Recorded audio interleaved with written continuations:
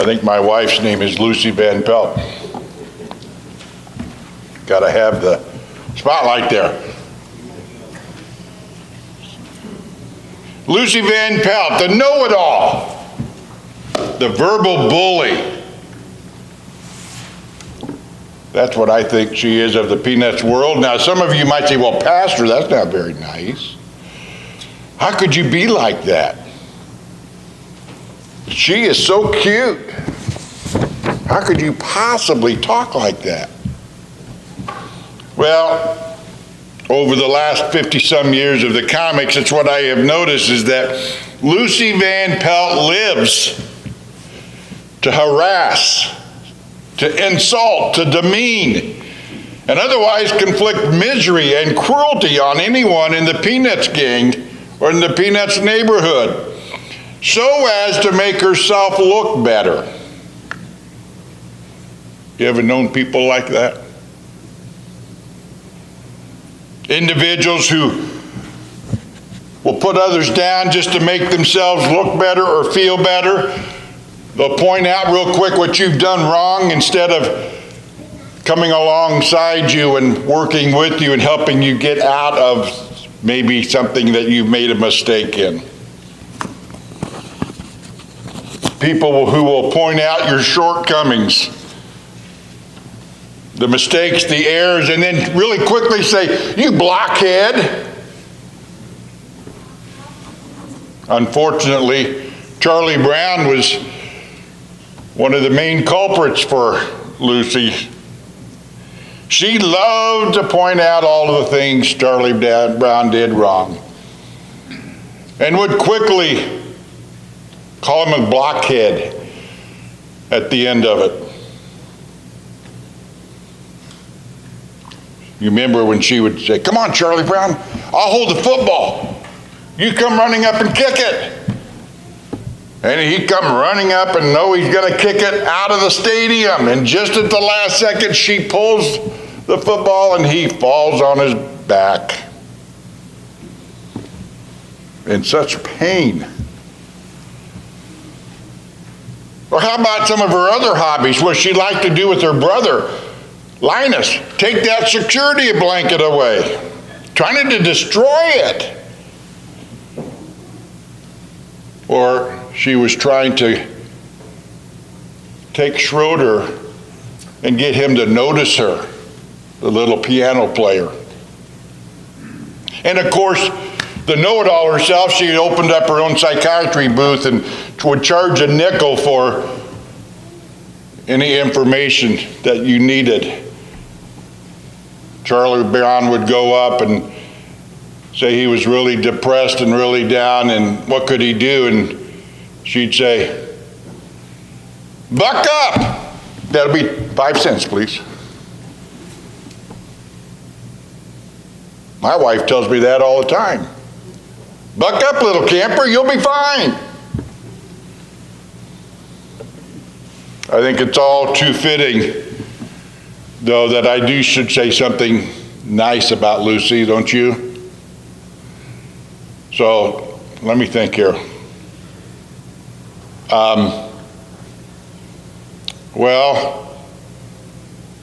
But she is a cute girl. She's very well dressed. She's pretty smart. And she is painfully honest. Whoops. Do we not have the...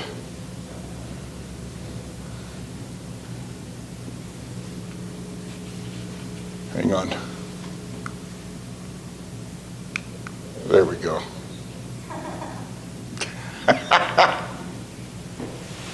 Lucy is known as someone that says, get out of my way, everybody. I'm going to be crabby for the rest of the day. Sounds like my granddaughter when she doesn't get enough sleep at night. As she grins at me and says, oh, hey, Paul, come on. You know, I do want to make a little bit of a note on her psychologist, though. She doesn't have any compassion. Have you noticed that? Absolutely no compassion at all.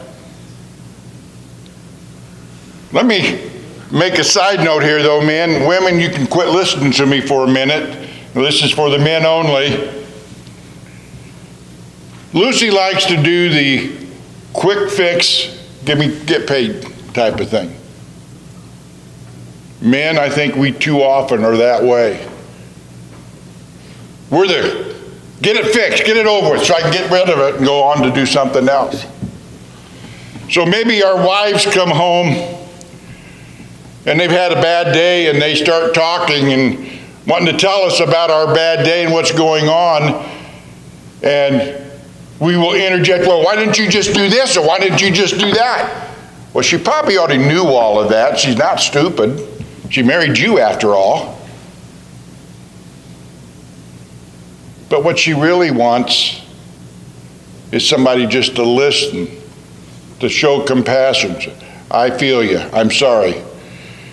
Is there anything I can do? Instead of getting out our duct tape and trying to fix it all, maybe we should listen more and let that happen. However, there is one time, if she says the magic words, what do you think? Then get the duct tape out and get it over with. But only if she says, what do you think? Or what do you think I should do? Another famous part of Lucy's character, of course, was the sitting up of the football.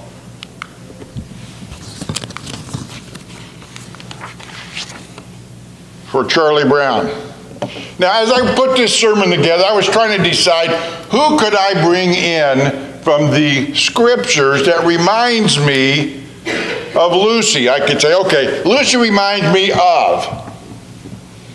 So I thought for a minute, and I thought, well, maybe the Pharisees. They gave Jesus all kinds of grief all the time.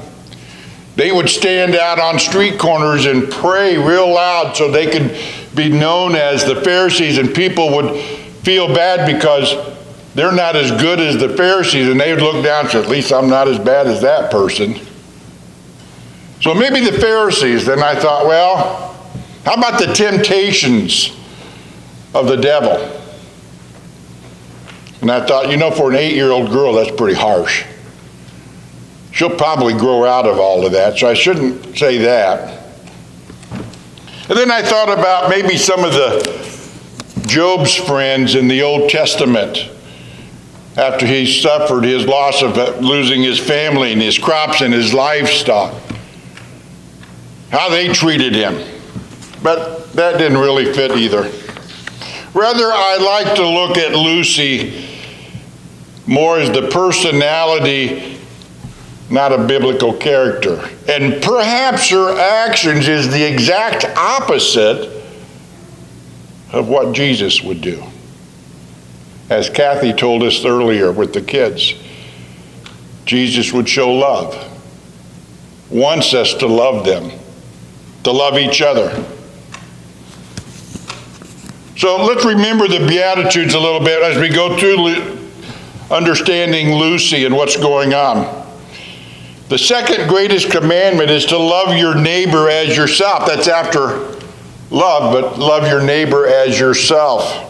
In Matthew chapter 5, verse 1, it goes on to say, now when he saw the crowds and went up on the mountainside and sat down, his disciples came up to him, and he began to preach to them, saying, blessed are the meek, for they will inherit the earth.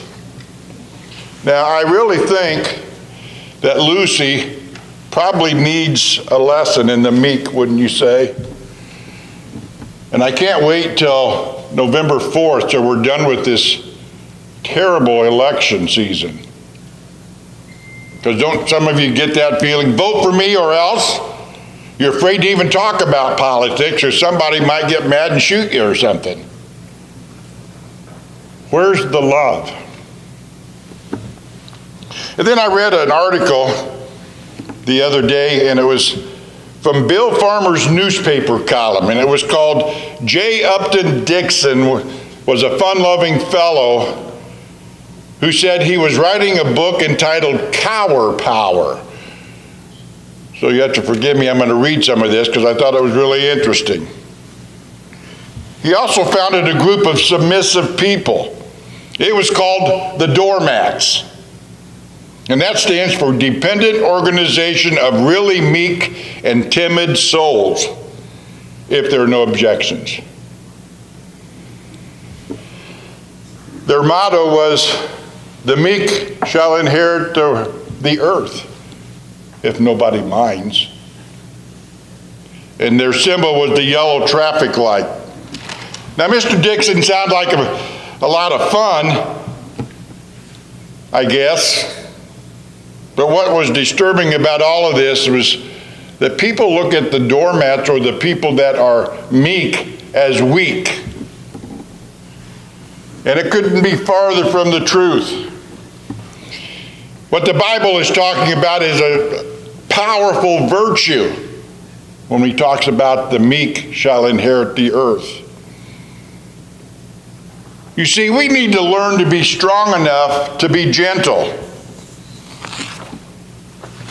Too often, we think without the yelling and the screaming and the whatever, brute force, that's the only way we can be. How many of you can apply some of those things to yourselves?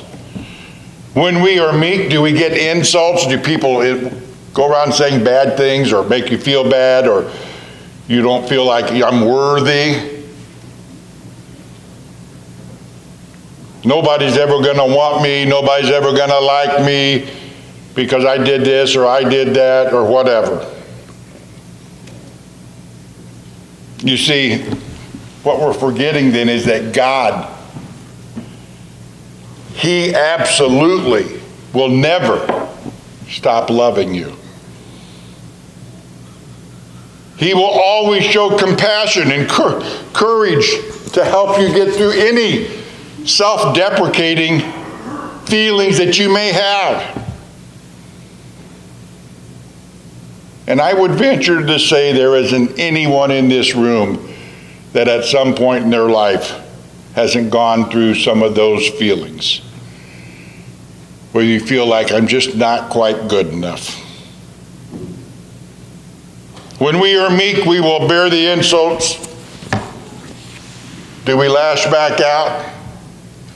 Or do we go away and tuck our heads between our knees and say, I'm terrible, nobody's ever going to want me, nobody likes me? But it stems that we forget that meekness is from God. And I don't know if you can read this or not, but it says, your stupidity is appalling. People can be really mean and nasty. They will say all kinds of things. Matthew 5 verse 7 goes on to say, blessed are the merciful, for they will be shown mercy. Now it may be that Linus had done something stupid. I don't know. But wouldn't there have been a better way of talking to him and encouraging him rather than belittling him? One thing that I can tell you as a parent and raising children and now grandchildren and even a few great-grandchildren, you don't need to yell. You don't need to scream. You don't need to make them feel bad. Because all they want is love. And we don't know what they're going through in their home life or what they're going through anywhere else in their lives that is causing them to act out or do things that are being done. We need to learn to be able to forgive them and move forward. And it doesn't stop when they grow up and become adults. When you get a phone call at the office and the wife says, the TV slipped and I need some help to get it put back. And you go home to find out that she had tried to step on a plastic hearth for a fake fireplace that the TV was sitting on so she could move a picture just a little bit because it was a little crooked. And she falls into it, and the 65-inch TV is now in the garage because it's worthless. Now, I could have very easily gotten mad and yelled and screamed and everything else. What are you doing? What were you thinking? How could you? And I won't put her on the spot, but you can ask her after the church if I ever did any of that. Because I didn't. She has to pay for it, though.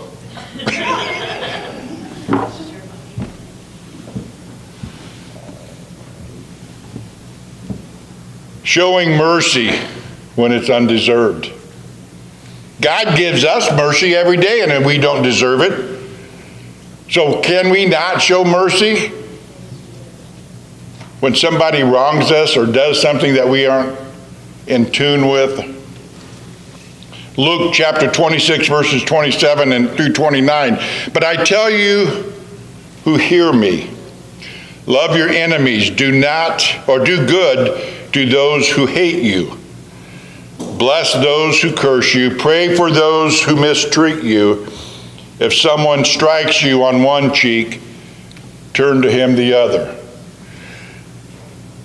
Nowadays world, that's awful hard to do. Somebody comes up and smacks you on one cheek, the first thing you want to do is hit them back. And you can't. You shouldn't. You could, I guess, but you shouldn't. That's not what God has asked us to do. There was around the time of the Korean War, Kim Jong-un had seen 2,000 out of 20,000 in his little camp murdered by the communists. They dragged him and his family out to the outskirts of the village, and they beat his father to death, his wife to death, and left him for dead. When he revived himself, he went to what he thought was a friend's house. And they turned him in, and so he was just about ready to kill him when the American ships started coming towards the island, and so the communists left real quick to go help with the fight. He went into hiding until the end of the war when the South Koreans took over the island. The communists then got gathered up and found and arrested, and they came across the ones that had killed his father and his wife. And because it was an act of war, the mayor had every right to kill these people. But Kim asked him and pleaded, don't.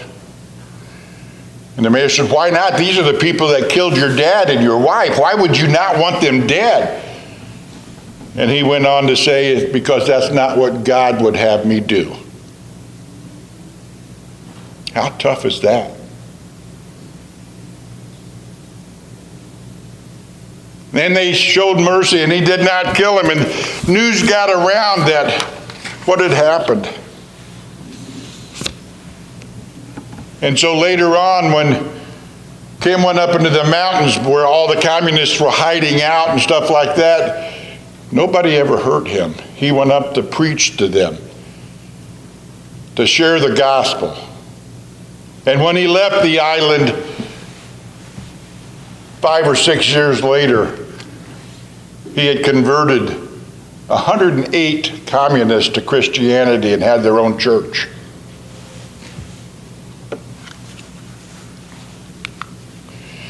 I don't expect you all to read all of that, but it's basically a synopsis again of Lucy trying to come up with different ways. I promise this time, well, I can't change it now because the contract's been written out and signed, so you have to be able to run up and kick the ball. And of course, Charlie Brown falls for it. She takes advantage of Charlie Brown's faith. Faith in people. Faith that God will be here and will take care of us. Do we do that sometimes? Do we take advantage of it? Because we don't want to believe that God was here and God will take care of us. God will keep us safe. God will get us through all of the things that we have to go through. Now, some of us could say, well, it's Charlie Brown's fault, just as much as it is Lucy. I mean, why is he being such a dummy and going around and keeps doing it? Same thing after and again and again and again. And yeah, you'd be kind of right a little bit. But then you're undermining the faith. Faith that we should have in God all the time. And we don't. We fall short of that. If we get hurt several times, now yeah, we learn a lesson. We stay away from those people. But it doesn't make our faith weaker. We need to be careful. Goodness gracious, we know with all this stuff going around with the COVID and everything else, who knows what to believe or who to believe, because you can listen to one station, it's this, you listen to another station, it's that. They change their minds. They change their minds more than Lucy's comic strip. And we need to learn not to live in fear, but to live in faith. But we need to be careful and cautious, and we can do that. The Bible tells us to love all people. But I've seen it where, because we don't believe the same way someone else believes in this date and age, whether it's politically, COVID-wise, anything else, people get angry. They get mean. They get mad. I'm going to take my ball and go home. We can't do that. That's not what God put us here as Christians for.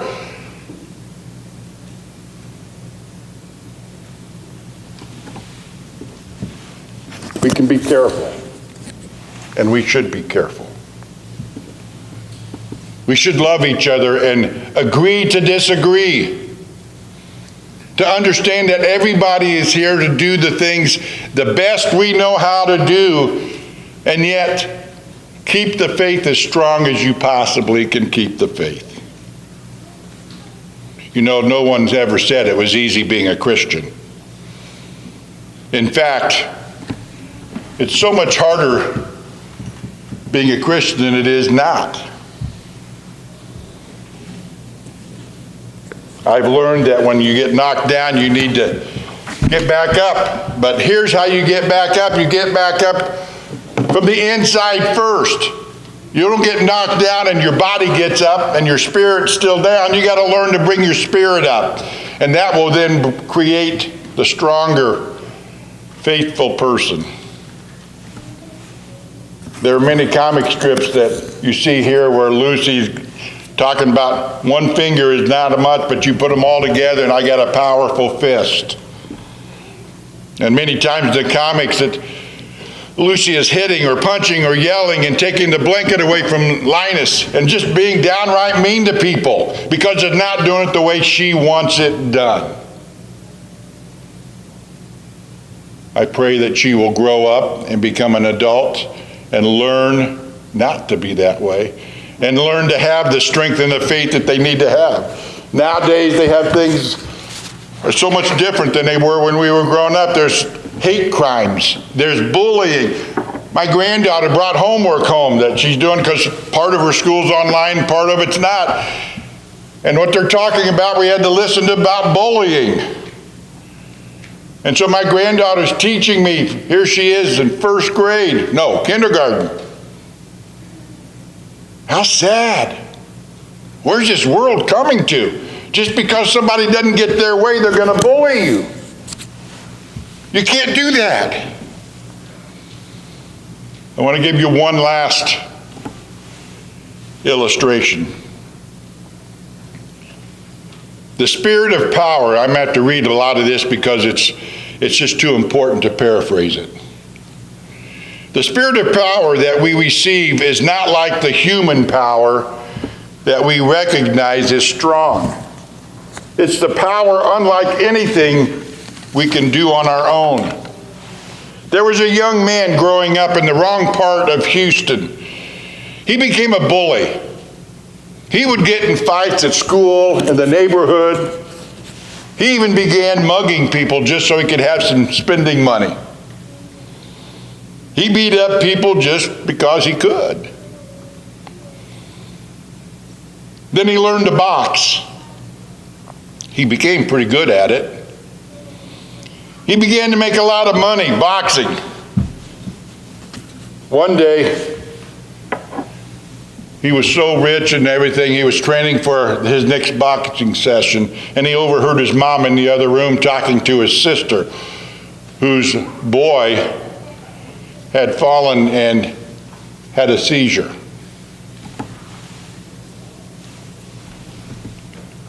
The doctors had told his mom that he'll probably never come out of it, he won't survive. And if by some chance he lives, he'll never be able to walk or talk or anything again. This upset this man because this was his favorite nephew. And so he runs into the room that his mom's in and says, "Mom, you tell them that the hospital do everything they possibly can. Fly in the most expensive doctors, whatever it's going to take, do everything you can. I don't care what the cost is.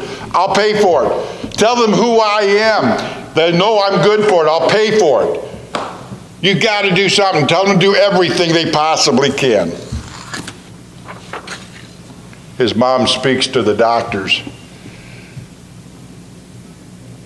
And she turned to her son and said, "Son, you're just going to have to pray." It was at that point he realized that the situation is pretty grave. Most of the time when we say, all you can do now is pray, you know it's pretty bad, don't you? Then it hit him all of a sudden. All the money he had, all the influence he had, all the fame he had was worthless. There was nothing he could do. He was powerless. And for the first time in his life, George Foreman dropped to his knees and prayed. He wasn't even sure that God existed, but he knew that when all else failed, people would always stop and pray. So he got on his knees and he said to God, "I don't know if he really exists, but please help my nephew." He got back up and got in bed, and a few seconds later he gets back out of bed and on his knees again, and he says, "God, I'll give up all my wealth, all my fame, everything. Just help my nephew get better." And again he gets back up in bed. And a few seconds later he gets back out of bed and on his knees one more time, and he's angry. "Why would you let this happen, God? Look, I don't care. Take me. He's too young. He hasn't lived life. Take me. Let him live." The next morning, George's sister called from the hospital. His nephew had come around. He was no longer in a coma. And the doctor said, "Well, that's great, but he'll never be able to talk or move or anything else again." Got a call a little bit later that evening, and the nephew could wiggle his toes. By the next day, he was sitting up, and a week later, he walked out of the hospital like nothing was ever wrong. The doctors were baffled. There's no way. I have no idea what did this, but other than a miracle, this was God. And George knew that. 3 months later, and this is why most of you may not know the story. 3 months later, in March of 1977, George Foreman died in the locker room after fighting Jimmy Young. Any of you know that? Did anybody know that happened? he collapsed in a heap. And he entered what only George can describe as a deep, dark void, like a bottomless pit. In his book, God in My Corner, a spiritual memoir of George, he wrote this. He says, I knew I was dead and that this wasn't heaven. I was terrified, knowing that I had no way out. Sorrow beyond description engulfed my soul, more than anyone could ever imagine. If you multiplied every disturbing and frightening thought that you've ever had during your entire life, that wouldn't even come close to the panic I felt. And yet he screamed at the loudest he could possibly scream. He says, I don't care if this is death, but I still believe in God. And at that very moment, he described like a hand came down and grabbed him. And then he was back in his body, coming to. He was saved that day and went on to do many things. He realized that his human power, his money, his prestige, his worthlessness in this life, that's what it's worth, nothing. But they are only meant to be used as tools. What are tools that God gives us, that we are to go out, the people that are unchurched, the people that are lost. We are the ones that are supposed to go out and help. He went on to win the heavyweight championship twice. And you may or may not know that he became ordained as an evangelist. He actually is a pastor of a small church. He also is very involved in prison ministry and hospital ministries. Most of us might only think of him as a boxer at one point, but the George Foreman grills, because we still see them advertised. He went on to even be able to baptize his 23-year-old daughter, who came to Jesus as well. That's what God's idea of power is. That's what it is when we have the faith to leave it in God's hands. He will be the one that will make the decision and take care of us. Not us. We're not that strong. We can be careful. We can be safe. We can do things that are foolish, like going out on 31 and laying down. But God will take care of us. I believe that one